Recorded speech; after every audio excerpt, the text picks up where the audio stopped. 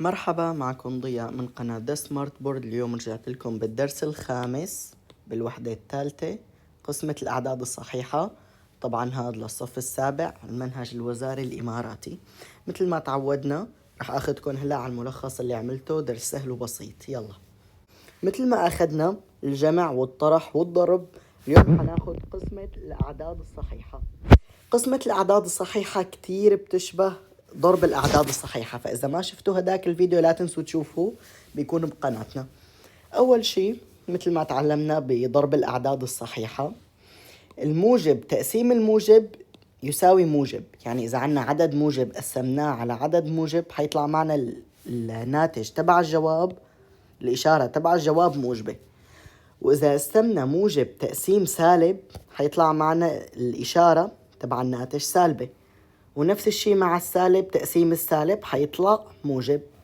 يعني ملخص هذا الكلام، إذا شفنا لنفس للعددين نفس الإشارة منحط موجب، وإذا شفنا للعددين عكس الإشارة نضع سالب. يعني إذا عدد موجب وعدد سالب فرح نحط الإشارة سالبة، وإذا عددين نفس الإشارة إن كان موجب وموجب أو سالب وسالب رح نحط موجب.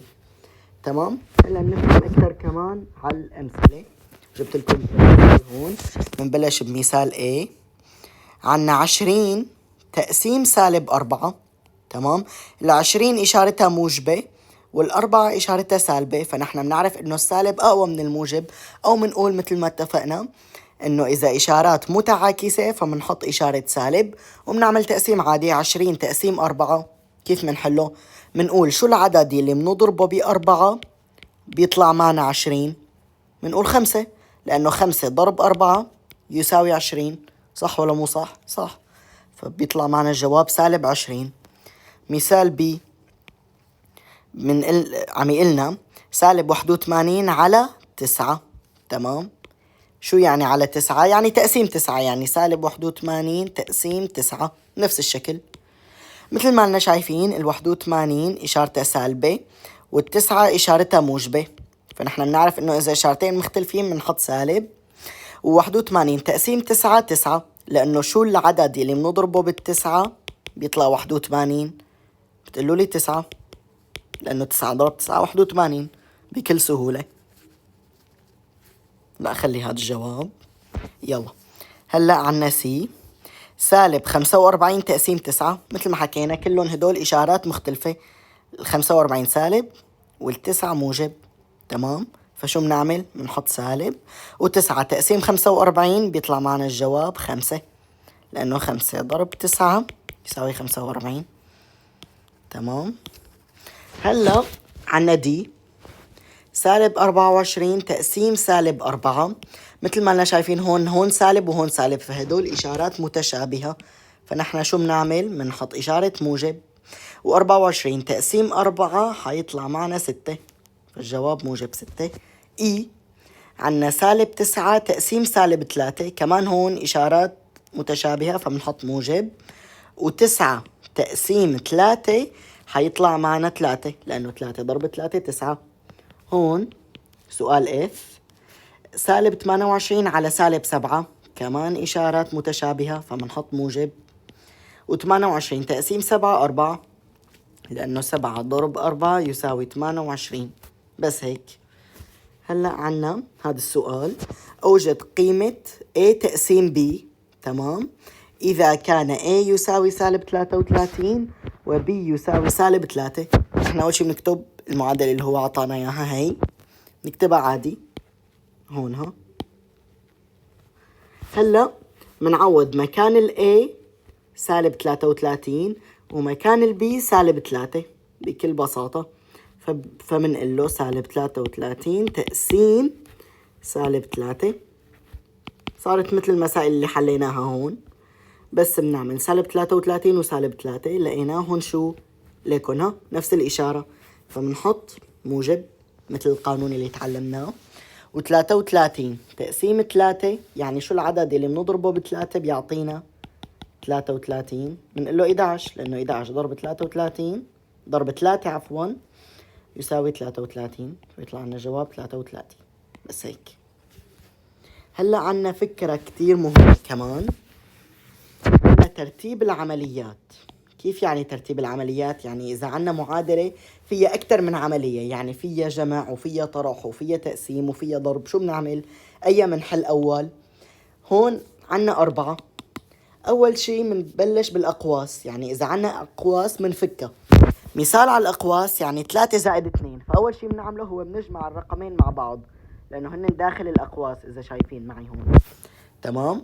تاني شي الأسس. كيف يعني الأسس؟ يعني هدول اسمهم أسس. 3 مرفوعة للقوة 2، أو منقول 3 أس 2. تمام. هي تاني شي، يعني إذا لقينا أقواس أو أسس بنعمل الأقواس أول، بنحل الأقواس أول بعدين الأسس. بعدين عنا الضرب والقسمة، يعني 3 ضرب 2 أو 3 تقسيم 2. بعدين الجمع والطرح، يعني 3 زائد 2 أو 3 ناقص 2. تمام. طيب ممكن تسألوني ضياء، إذا إجانا ضرب وتقسيم أي بنعمل أول؟ بقلكن مثل ما تعلمنا بنبدأ من اليسار لليمين، يعني إذا عنا معادلة طويلة بنبدأ من اليسار لليمين. يعني إذا إجا 3 ضرب 2 زائد مثلا 3 ضرب 2 زائد 3 تقسيم 2، كيف منبلش فيها هي؟ أول شي نضرب 3 ضرب 2، 3 ضرب 2 6. تمام. زائد الرقم اللي حيطلع معنا هون 3 تقسيم 2 قد ما كان طلع معنا 1.5. تمام. أول شي عملنا هاد، بعدين عملنا هاد، آخر شي نجمعون مع بعض. 6 زائد 1.5 بيطلع 7.5. بس هيك، بس حبيت أوضح لكم هي مشان ننتقل للفكرة يلي بعدها. هون عنا سؤال كتابي.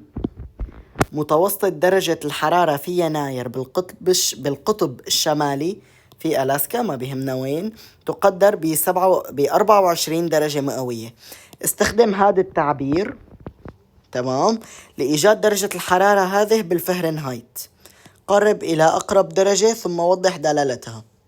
طيب يعني اللي بده منا بس إنه نكتبها مثل ما هي. تمام. يعني أول شيء خلينا نكتب المعادلة مثل ما هي هون. أنا بس نسخت هاي المعادلة اللي هون اللي ما أعرف شو عملت. تمام. منعوض بدال سي، بدال هي السي اللي هون منعوض ب24.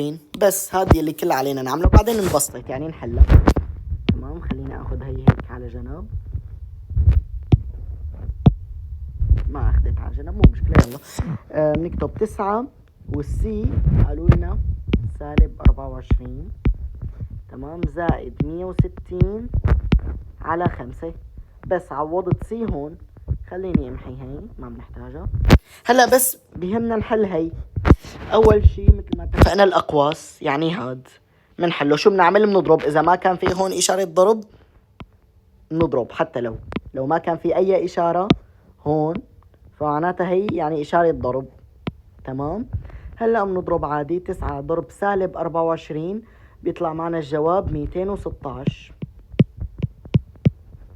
216 زائد 160 على 5. تمام. هلا من نجمع. تمام. نجمع 160 زائد 216 قد ايه بيطلع معنا؟ تعالوا نجمعه هون على جنب. 216 زائد 160. فيكم تعملوا بالآلة الحاسبة بس ممكن تخسروا شوية علامات، فلا بنعملها بهي الطريقة أحسن. 6 زائد 0 6، 1 زائد 6 7، و2 زائد 1 3. فبيطلع معنا الجواب هون 376 على 5. هلأ بنعملها على الآلة الحاسبة مشان نوجد 300، مشان نوجد ناتج هي العملية أو هي المعادلة اللي هي 376 على 5. فبيطلع معنا الجواب 75.2. قالوا لنا هون قرب إلى أقرب درجة، فنحن نعرف كيف نقرب. نعمل 75. القواعد التقريب، إذا كان هذا الرقم يلي هون يلي بعد الفاصلة أصغر من 5، تمام، إذا كان أصغر من 5 فمنشيله، نعمل له هيك. 2 أصغر من 5 ولا لا؟ أصغر، فشلناها، فالتقريب تبعها بيطلع بس 75. لو كانت مثلا 75.7 فلا نحن منزود 1 على هذا الرقم الثاني، يعني بتصير 76. لا تشغلوا بالكم كتير فيها، هي إن شاء الله بالوحدة الرابعة بنشرحها أكتر. هلأ الجواب 75.2. قربناه لأقرب درجة فصار 75. ثم وضح دلالتها طبعا فهرنهايت، لأنه هو قلنا لإيجاد درجة الحرارة هذه بالفهرنهايت، هيك بيكون حلينا السؤال 75 فهرنهايت. هلأ عنا هي آخر سؤالين. يلا، قيمة كل تعبير إذا كان x يساوي 8 و y تساوي -5. تمام، خلينا نبلش برقم 4 هاد اللي هون. نكتب 15 تقسيم بدال y منعوض تعويض عادي مثل ما تعلمنا. محطوط هون الواي تساوي -5 فبس بنكتب -5 هون. ال15 موجبة وال5 سالبة، فإذا إشارات مختلفة شو بنعمل؟ بنحط إشارة سالب. و15 تقسيم 5 شو بنسأل حالنا؟ شو العدد يلي بنضربه ب5 بيعطينا 15؟ بنقول لهم 3، لأنه 3 ضرب 5 يساوي 15. فشو بيطلع معنا جواب؟ 3 -3 طبعا مثل ما اتفقنا. هون شوي بس هيك تمام. x ضرب y تقسيم -10. كيف عرفت انه x ضرب y هون؟ لانه ما في اي اشارة بيناتهم. فهمتوا علي؟ يعني x زائد y هي جمع، x ناقص y طرح. تمام. اما x y جنبها فهاد بيكون ضرب. تمام، فهيك بنعرف اذا هي ضرب ولا غير اشي. بس هون هي ضرب، فنعمل x ضرب y تقسيم -10.